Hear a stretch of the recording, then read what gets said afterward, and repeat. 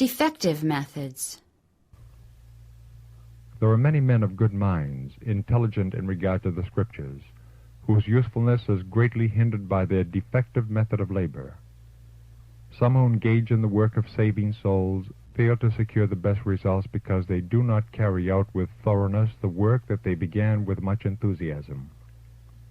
Others cling tenaciously to preconceived notions, making these prominent, and thereby fail to conform their teaching to the actual needs of the people. Many do not realize the necessity of adapting themselves to circumstances and meeting the people where they are. They do not identify themselves with those whom they wish to help to reach the Bible standard of Christianity. Some fail of success because they trust to the strength of argument alone and do not cry earnestly to God for His wisdom to direct them and His grace to sanctify their efforts. Ministers should be careful not to expect too much from those who are still groping in the darkness of error.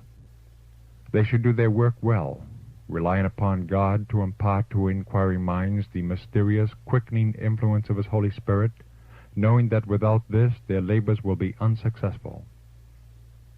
They should be patient and wise in dealing with minds, remembering how manifold are the circumstances that have developed such different traits in individuals.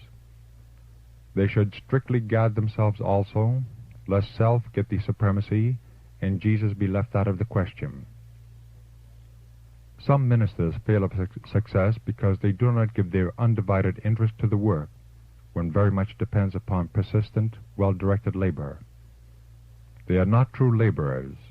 They do not pursue their work outside of the pulpit. They shirk the duty of going from house to house and laboring wisely in the home circle. They need to cultivate that rare Christian courtesy which would render them kind and considerate toward the souls under their care, working for them with true earnestness and faith, teaching them the way of life. There are in the ministry men who gain apparent success by swaying minds through human influence. They play upon the feelings at will, making the hearers weep and in a few minutes laugh. Under labor of this kind, many are moved by impulse to profess Christ, and there is thought to be a wonderful revival. But when the test comes, the work does not endure. Feelings are stirred, and many are borne along by the tide that seems to be setting heavenward. But in the strong current of temptation, they quickly float back as driftwood. The laborer is self-deceived, and he misleads his hearers. Ministers should be guarded lest they thwart the purposes of God by plans of their own. Many are in danger of narrowing down the work of God and confining their labor to certain localities, and not cultivating a special interest for the cause in all its various departments. There are some who concentrate their minds upon one subject, to the exclusion of others which may be of equal importance. They are one-idea men.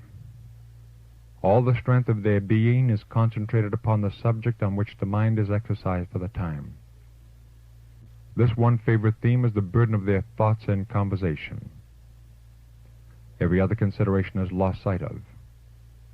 All the evidence that has a bearing upon that subject is eagerly appropriated and dwelt upon at so great length that minds are wearied in following them. Some ministers make the mistake of supposing that success depends on drawing a large congregation by outward display and by delivering the message of truth in a theatrical style. That this is using common fire instead of the sacred fire of God's kindling. The Lord is not glorified by this manner of working, not by startling notices and expensive displays as work to be carried to the completion, but by following Christ-like methods. Not by might, nor by power, but by my Spirit, saith the Lord of hosts. Zechariah 4:6. It is the naked truth which, like a sharp, two-edged sword, cuts both ways, arousing to spiritual life those who are dead in trespasses and sins. Men will recognize the gospel when it is brought to them in a way that is in harmony with God's purposes.